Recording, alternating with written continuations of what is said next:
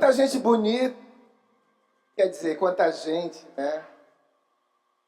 Eu tinha que começar com uma piada, né? Porque eu acho muito difícil encerrar um assunto tão complexo se a gente não gargalhar um pouco sobre isso, né? A ideia de futuro e de ancestralidade, quando me propuseram falar sobre isso, me deu vários nós e gatilhos aqui. Inclusive ouvindo as pessoas na fala extremamente emocionada do André, e é extremamente difícil não encerrar, mas fazer uma reflexão sobre um tema e sobre falas tão significativas e importantes que foram marcadas aqui. Eu queria, antes de falar sobre um aspecto muito pessoal, levantar aqui um questionamento a todos nós. Será que a gente respeita a ancestralidade? Será que a gente sabe, ao fundo, o que ela significa? Eu poderia ler aqui o sentido da palavra ancestralidade que está no dicionário, e a gente podia aqui fazer uma reflexão sobre isso. Mas eu acho que ela também está ligada a uma coisa, e principalmente eu identifico isso muito aqui na Bahia, uma coisa muito indigesta e muito difícil de se administrar. Porque se a gente pensar que a Bahia foi toda construída em cima de um valor ancestral e de um poder e de uma potência tão grande que atrai um português para vir passear e depois definitivamente vir morar aqui, e assim atrai um monte de turistas que vêm para cá, e assim atrai um monte de gente que vem pesquisar e que vai entender, porque tem um povo, tem uma cultura, tem uma comida, tem uma música, tem tudo que foi criado por eles, mas eles não são donos. Eles foram basicamente explorados. Eles foram tirados da sua terra, eles foram colocados num lugar como esse, a sua ancestralidade foi completamente tomada e a rainha do axé music é uma branca. É muito difícil falar sobre ancestralidade sem também falar em dinheiro, sem também falar em poder, sem também falar num resgate histórico de pessoas que construíram e fizeram uma cultura e inteligentemente um outro povo usou, usufruiu, valorizou e construiu patrimônios. Essa é a reflexão que eu deixo. Boa noite, meu nome é Luiz Miranda, Antônio Luiz Miranda. Eu nasci numa cidade pequena no interior da Bahia, um vilarejo, na verdade, chamado São Miguel dos Macacos, perto de Varzedo, em Santo Antônio de Jesus.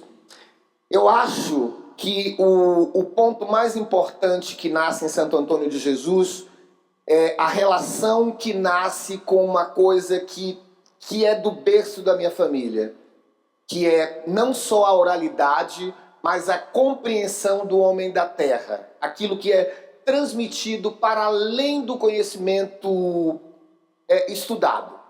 Ela é transmitida quase como mimese na sua palavra linda, que é de uma história de gente que vai passando o conhecimento para outro. Assim eu aprendi na oralidade com a minha tia Damiana a brincar com as palavras e fazer rima. Que ela fazia isso enquanto ela estava raspando mandioca na casa de farinha, para quem conhece essa tradição, ela cantava e fazia rima e brincadeira com as pessoas que estavam trabalhando. Então a gente observava isso foi um grande aprendizado. Isso nasce comigo, mas nasce comigo também uma dificuldade muito grande de entender o conhecimento sistemático. O que é o conhecimento sistemático? É tudo aquilo que você é obrigado a aprender, mas que talvez não faça parte da sua vida futura. A escola, talvez, de uma certa maneira, ela tem um pouco isso. É óbvio que quando você desperta para o sentido da leitura, principalmente um homem que tem interesse em conhecer o mundo, e a leitura te abre isso abre outras portas. E foi sim a partir da leitura e desse conhecimento que eu entendi também que aquilo que eu aprendia oralmente, ou que me era transmitido como possibilidade de uma tradição familiar, aquilo tinha um valor, aquilo tinha um legado, aquilo tinha uma potência, como tem a potência do licuri de de Lúcia, tem a potência do licuri. Então essa sensação me veio porque eu comecei a perceber que havia alguma coisa dentro de mim que era burilante, podia ser burilado.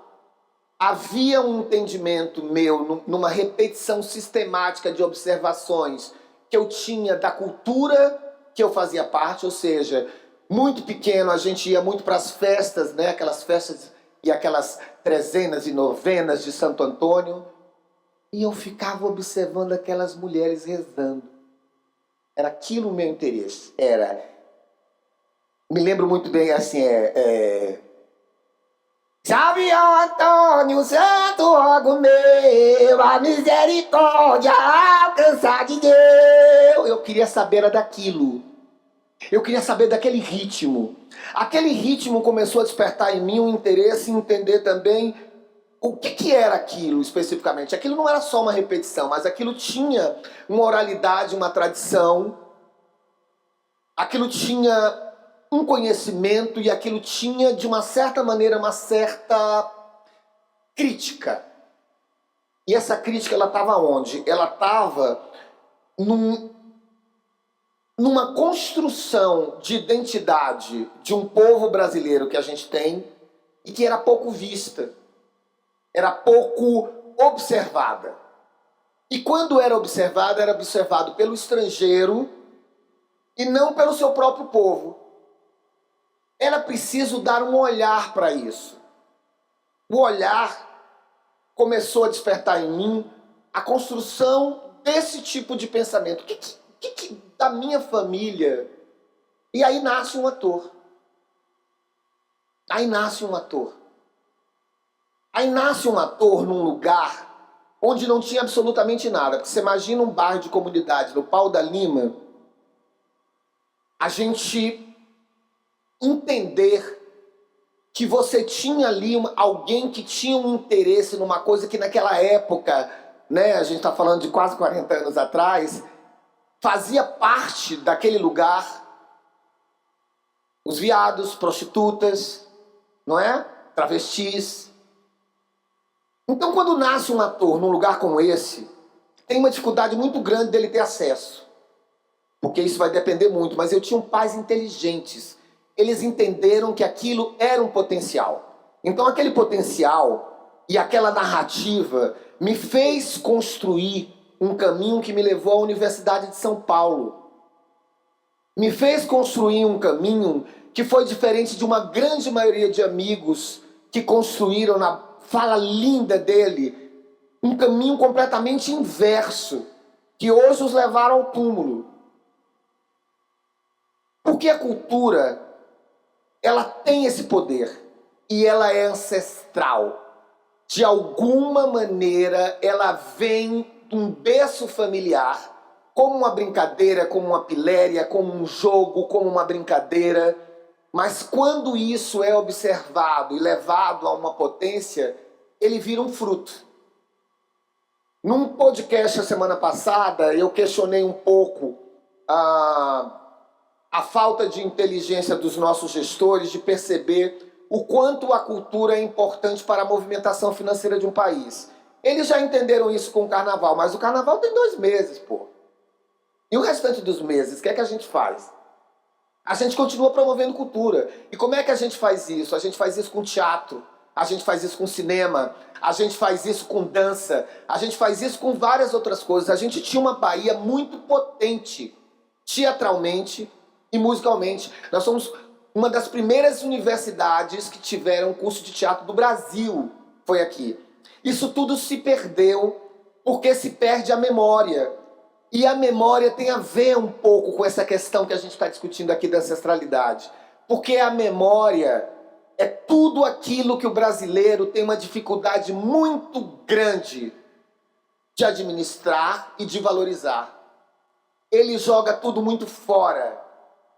Então, quando você tem um país de uma riqueza continental, cultural tão grande, onde você vê o Michael Jackson vir para aqui gravar com o Olodum, né? A gente falou do Olodum aqui hoje, gravar com o Olodum, a gente entende, basicamente, que esse monopólio e esse dinheiro, ele não é negado para a gente porque a gente não sabe fazer, nem porque a gente não é nos dado a possibilidade, não. É porque existe uma indústria que faz com que toda essa armação cultural e com todo essa luta que a gente tem para construir uma identidade seja valorizada exatamente por quem as explora, não por quem a faz. Então, quando a gente pensa em ancestralidade em futuro, no meu caso especificamente, quando eu penso nisso, eu vejo a minha construção de Varzedo à USP, à Rede Globo, ao cenário nacional, e vejo construído dentro disso um pensamento político, intelectual, que coloca o meu trabalho a serviço de uma reflexão sistemática de alertar a sociedade e aos cidadãos sobre as problemáticas que nós vivemos no mundo. Assim é Dona Edith, assim é uma velha aposentada que luta contra a tecnologia, mandando um caixa eletrônico e tomar no cu. E assim nasce também o Adhemar Queixada, um filósofo que discute o alcoolismo, que é uma questão nacional que nunca foi discutida, mas que é um dos nossos maiores problemas, é onde morre mais gente. Não é com maconha, é com álcool, gente. É com cerveja no final de semana.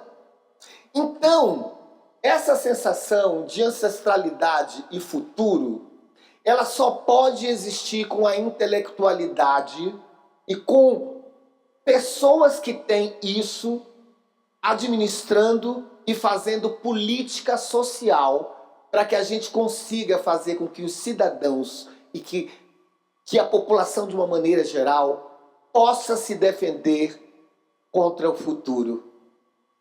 Porque o futuro mata. A gente sabe muito bem. O futuro mata. A gente nunca teve tanta informação, a gente nunca teve tanto acesso e a gente nunca teve tanta ignorância. A gente nunca teve tanto retrocesso.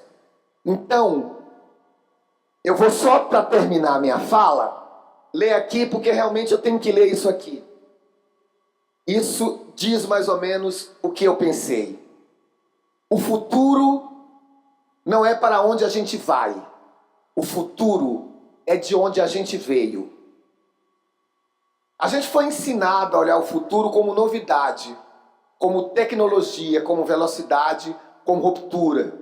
Mas os povos mais antigos da Terra olhavam o futuro como memória. E talvez nosso maior erro civilizatório tenha sido tentar inventar o amanhã, escondendo o ontem. Na antropologia existe uma noção muito bonita. Sociedades ancestrais não caminham para frente. Elas caminham em círculo.